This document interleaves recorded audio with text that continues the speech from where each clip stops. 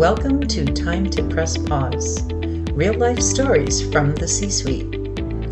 I'm your host, Ellen Williams, CEO of The Salient Strategist, and today my guest is Mitchell Levy. We speak about how when you think you have a great idea and everyone you speak to is super supportive, finding those people who give you a more accurate and realistic feedback is really the best approach to moving forward with a new idea. Both Mitchell and I have some real life stories to share. Mitchell Levy is CEO of Social Complement, a LinkedIn growth and success solution.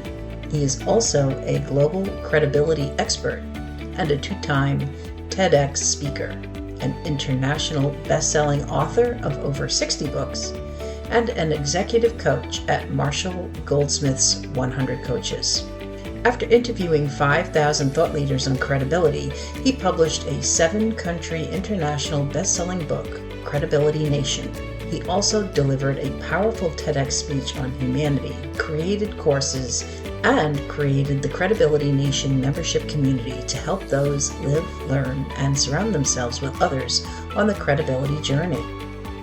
As an accomplished entrepreneur, Mitchell has created 20 businesses in Silicon Valley, including 4 publishing companies that have published over 750 books. He's provided strategic consulting to hundreds of companies and has been the chairman of the board of a NASDAQ-listed company. Mitchell, it's so great to see you, and welcome to today's episode of Time to Press Pause. Thanks. I took a pause to be here, so thank you. I appreciate it. You and I have been connected now for about 5 years. And one thing I don't know is your press pause story. So I'm eager to hear it. First of all, just to be clear, for most people, there are many press pause stories. So it's the one that is most relevant for the moment, particularly if you live life as an entrepreneur. You're going to hit the wall many different times. And let me pick one that makes sense. I've been in Silicon Valley for 38 years. I've started happily married for 36 years, have a 26-year-old son. I have created 20-ish companies. I've sat on the board of a public firm. I've done lots of fun things. And I've always been going after an industry that eventually goes away or becomes commoditized.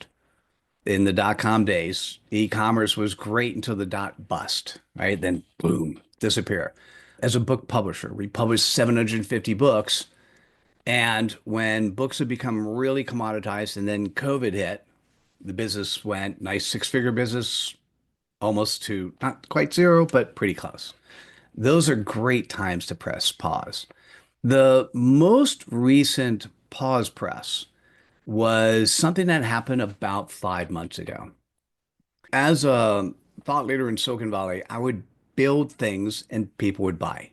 I didn't care whether or not it was based on a want or a need. I just knew it was necessary in the marketplace. 2023 did something interesting. 2023 with GPT and then subsequently AI has made thought leadership ubiquitous. Subsequently, being a thought leader will soon be ubiquitous. I interviewed 500 thought leaders on credibility between 2019 and 2020. And then I started selling credibility, made a 6-figure business. It was going great, but it wasn't a change the world business. So then I switched to Clarity, created a Clarity certification program. Once again, it wasn't quite changing the world. It was good. 6-figure business, really good. And about a year afterwards, I was talking to a friend, a guy by the name of Ken Cook. Now, and just to be clear, because having interviewed 500 thought leaders on credibility and now deploying this formula I created over 1,000 times, I can sit with any company, any human, help them articulate where they are executing their purpose in less than 10 words. Very cool. So I'm thinking, this is amazing. I'm going to make a ton of money on this. And Ken is talking to me because says, Mitchell, you are world class at clarity. Remind me again, based on your research, how many people don't have it? Well, between 2019 and 2020, I did the research, and 98% of people do not have clarity, which, by the way, as an entrepreneur, it is absolutely a must, but 98% didn't have it. So I said 98%. He goes, Mitchell, I'm going to say something you're not going to like. Now, I was flying high at the moment. Things are great. Things are going well. I create a new business, make money, have fun, change lives. And he goes, so let me tell you from a marketing perspective what you just told me.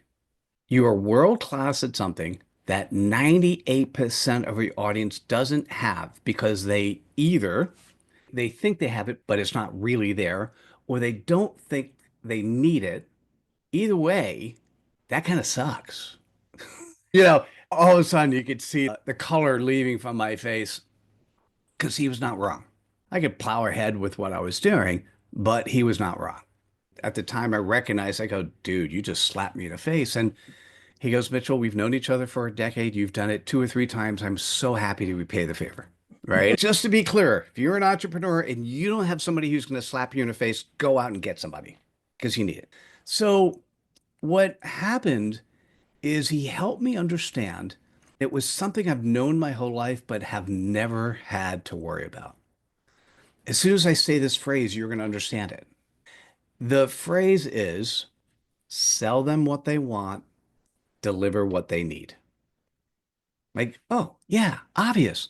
It's obvious. I've known it my whole life, but up until 5 months ago, I've ignored it because I was selling credibility, which is technically what they need, not what they want. I was selling clarity, which once again is not what they want, it's what they need. Where I sit at the moment, after sitting back, pausing, I don't know exactly how long it took me. It wasn't that long, only because I've morphed so many times in my life. Now, significant morphs, probably at least 5 times. From corporate guy, last job was at Sun Microsystems in 1997, to e-commerce guy, to I sat on the board of a public firm. I mean, I just keep changing. And the pause was okay.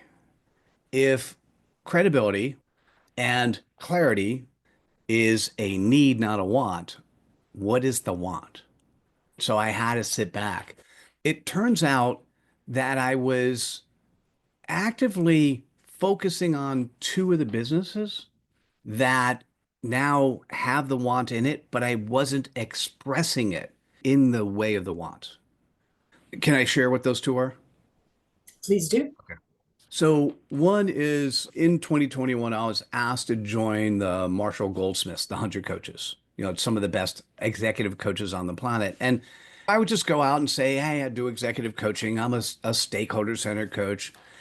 And the question becomes, what makes you different than other people? And I'm not convinced, other than, well, if you know me, you know, right? Basically, I'm a good strategist. I see the big picture. I hold people accountable, but so many people do that. And what I ultimately recognized is that when I do coaching, I don't just coach so a firm can make a ton of money. Because working on investors, working on your bank account, that is only one of, if you think about the ecosystem of being an entrepreneur or a corporation, the ecosystem is much more than just money in the bank. And what I recognized, and I came up with a new term, entrepreneur, I call it executive abundance. And I'm doing my first presentation of executive abundance. Executive abundance is focusing on 5 stakeholder groups, not just the money in the bank, but also you yourself, your health, and your family, your relationship with your family.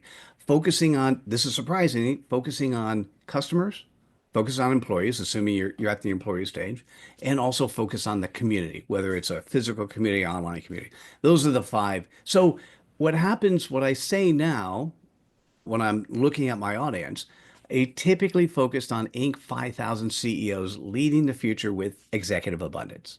So that's one of the 2 things I'm focusing on. The other is I had never thought I would do this. When I rolled out the Clarity certification program, what I included in it was executive coaching, masterminding, and LinkedIn, helping people do LinkedIn more effectively. My existing clients I continue to serve, but I'm not going to sell that anymore. I'm going to focus on something else. And I thought, this LinkedIn thing is really powerful.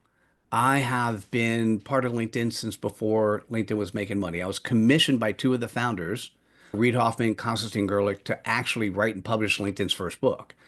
And I've looked at probably a couple 100,000 LinkedIn profiles. So I'm like, what if we made that a product? And so now, by the way, our audiences are absolutely overlapping.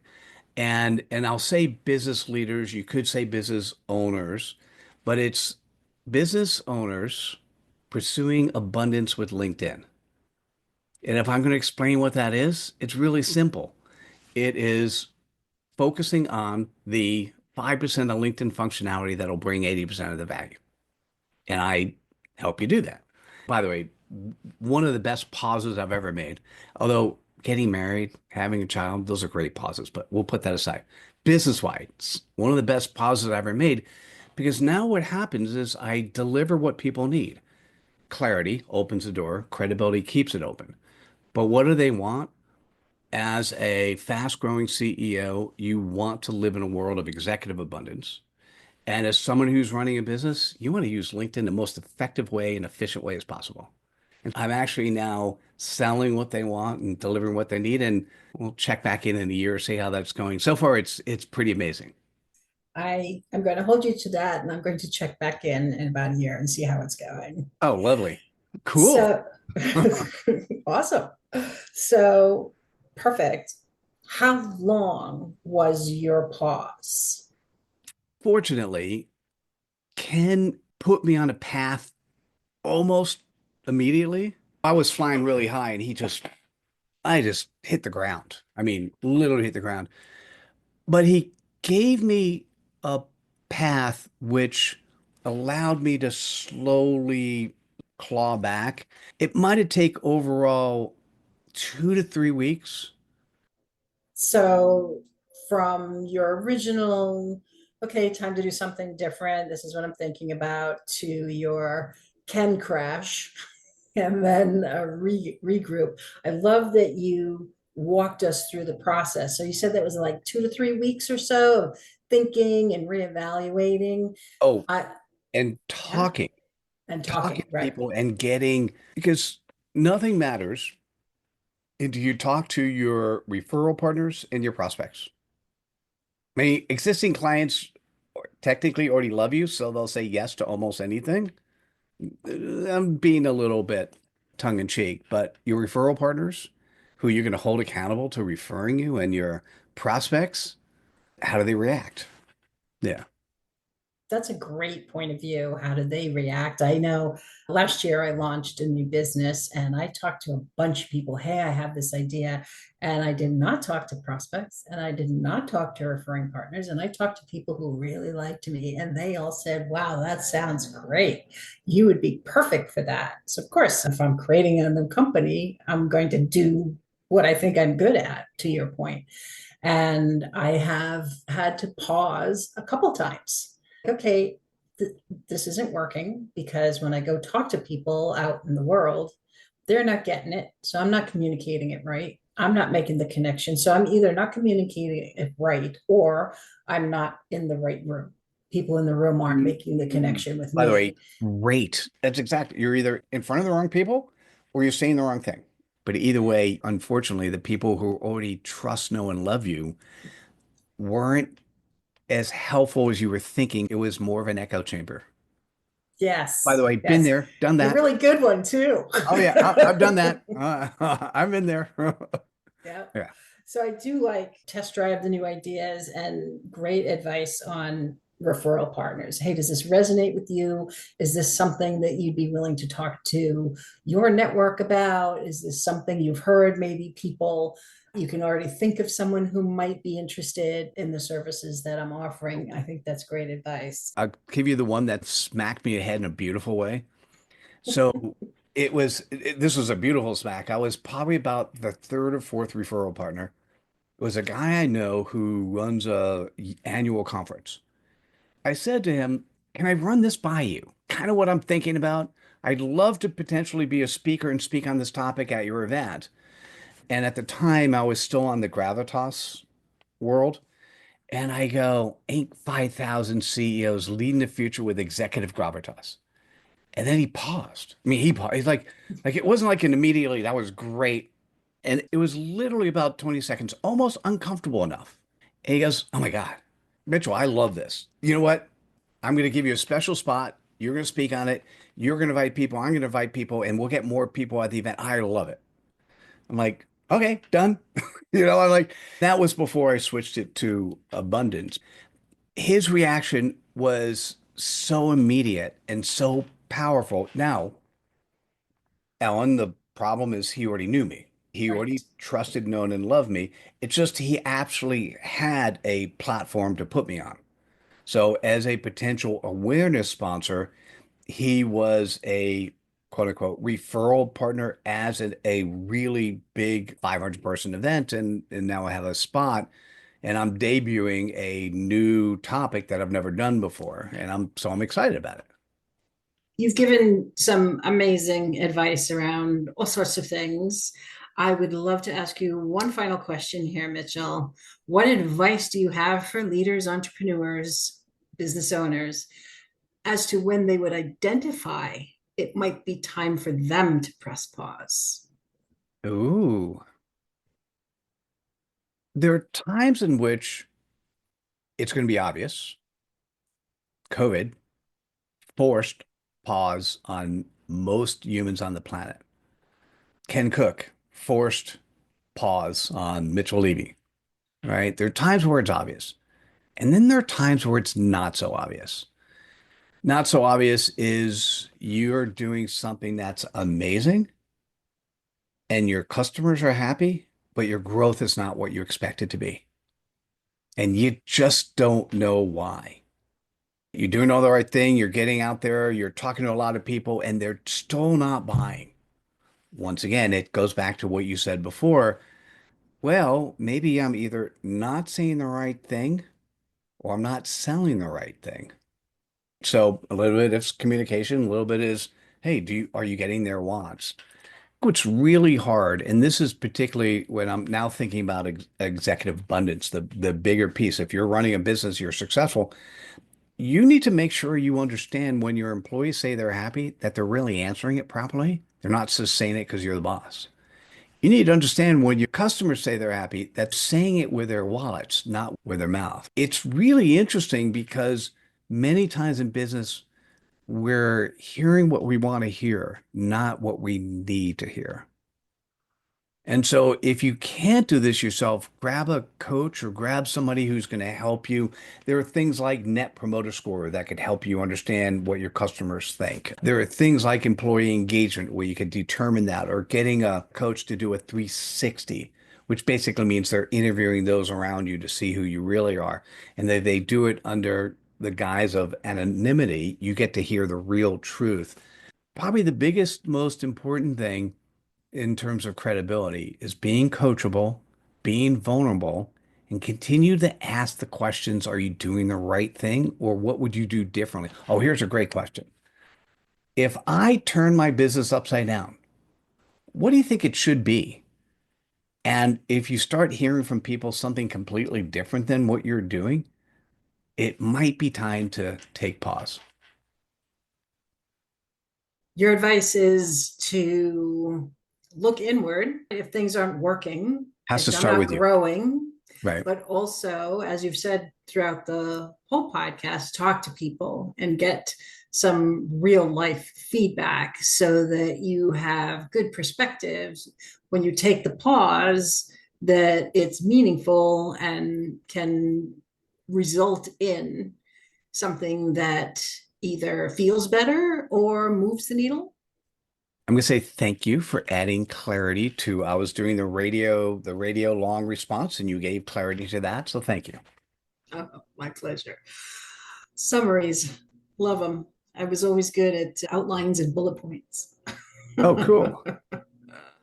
Mitchell, it's really been a pleasure speaking with you today. Thank you for everything you shared, your story and your knowledge and your advice.